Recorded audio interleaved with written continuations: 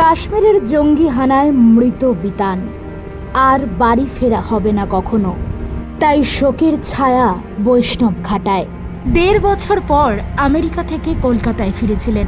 তারপর পরিবার নিয়ে কাশ্মীর ফেরার কথা ছিল আগামী বৃহস্পতিবার, কিন্তু তার আগেই জঙ্গি হানায় প্রাণ গেল বাঙালি যুবক বছর ৪০-এর বিতান অধিকারীর। কফিনবন্দি হয়ে ফিরবে তার নিথর দেহ। জম্মু কাশ্মীরের জঙ্গি হামলায় প্রাণ হারালেন কলকাতার এই যুবক।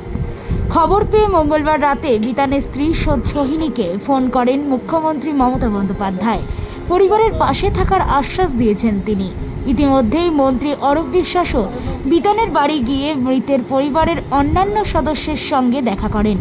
সদা হাস্যময় বিতানের মৃত্যুতে এলাকায় শোকের ছায়া।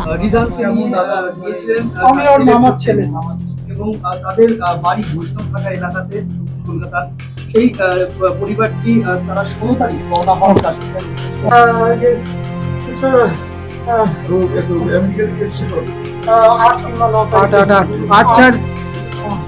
আট কিংবা 9 তারিখে আমার বাবা 2 বছর ধরে ওদের অনেক রকম দাদা আর বাচ্চা এই চারাই পুরো সর্বশান্ত হয়ে গেছে। মামা মামিকে দেখতে ওই পয়সা পাঠায়। আমাকে খবরটা আমাদের রাজ্যের মাননীয় মুখ্যমন্ত্রী মমতা বন্দ্যোপাধ্যায় দেন।